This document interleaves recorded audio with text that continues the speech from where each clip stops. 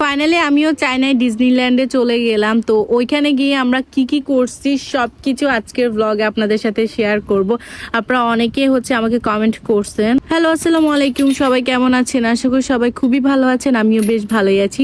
ফার্স্টে আপনাদেরকে যে কথাগুলো বললাম ওইটা দেখতে ডিজনিল্যান্ডের মতো না একদমই, বাট এটা হচ্ছে আমাদের বাংলাদেশে, তাও চট্টগ্রামে। আচ্ছা, একদম ফার্স্ট থেকে শুরু করে ফার্স্টে আমরা নাস্তা করে নিলাম, আর এইদিকে আমার কাজিন সব রান্না বান্নার প্রিপারেশন নিচ্ছে। ও কিন্তু একা হাতে একদম সবকিছু রান্না করছে আমাদের জন্য। মাশাআল্লাহ, ওর হাতের রান্না খুবই মজা।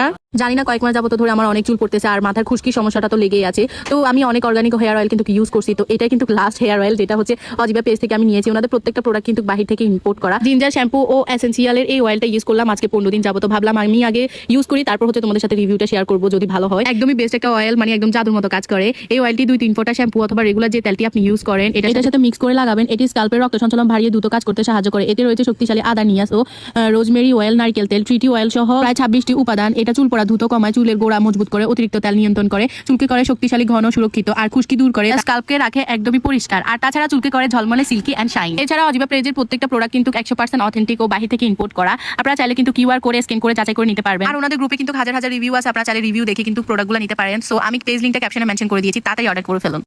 ও রান্না করতে করতে আমি কিছু আমার কন্টেন্ট বানাইছি, যাই হোক। তারপর দুপুরবেলা আমরা সবাই মিলে খাওয়া দাওয়া করি। এখানে যতগুলো খাবার দেখতেছেন সবই কিন্তু নিজের হাতে বানাইছে। মাশাল্লাহ মাশাল্লাহ। খাওয়ার খেয়ে একটু রেস্ট নিয়ে দেন আমরা সুন্দর করে রেডি হয়ে গেলাম। ভাবলাম বাহিরে অনেক গরম, আমি কয়েকটা জামাই নিয়ে গিয়েছি, বাট ওইগুলো আমার কাছে অনেক গরম লাগতেছে, তাই ভাবলাম আমি এই ড্রেসটা পরি। আর এই ড্রেসটা তোমরা পেয়ে যাবো আশা ফ্যাশনে। ফাইনালি আমরা চলে আসলাম ওয়ান্ডারল্যান্ডে, যেটা দেখতে একদমই ডিজনিল্যান্ডের মতো, যদিও এটার ধারের কাছেও যাবে না, বাট এটা আমাদের বাংলাদেশের হিসাবে খুবই সুন্দর। কিন্তু তোমরা অনেকে জিজ্ঞাসা করছিলা যে এখানে টিকিট কত। একজনের টিকিট হচ্ছে মাত্র 100 টাকা। তো আমরা ওইখানে গিয়ে কিন্তু অনেক মজা করছি। আর এই পার্কটা কিন্তু খুবই সুন্দর, একদম ফ্যামিলি নিয়ে আসার জন্য একদমই পারফেক্ট। আপনারা আসলে কিন্তু 7টার আগে আসবেন, কারণ 7টার আগে আসলে কি স্নো পড়ে, যেটা 7টা 15 মিনিটে দেয়, তাও মাত্র 5 মিনিটের জন্য।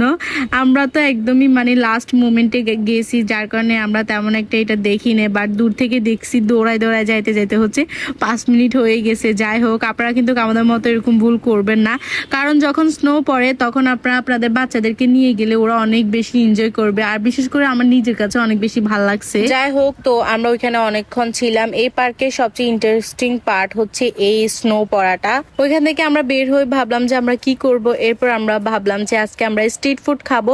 চিটং এ কিন্তু অনেক স্ট্রিট ফুড পাওয়া যায়। তো এই মামাটা ঝালমুড়ি চুই ঝাল দিয়ে বিক্রি করে। তো ভাবলাম আমি ট্রাই করি চুই ঝালা, কিন্তু আমি কখনোই ট্রাই করিনি, বাট ঝালমুড়িটা আমার কাছে তেমন একটা ভালো লাগে নাই।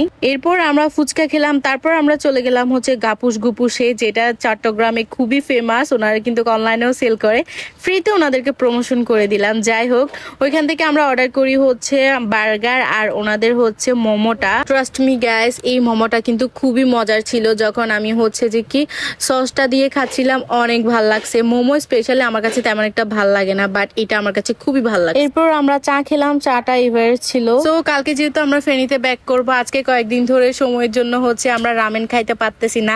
আজকে এত কিছু খাওয়ার পর রামেন খাইতে একদমই মন চাইতেছিল না, কিন্তু আমার কাজিন তো ও খাওয়াবে।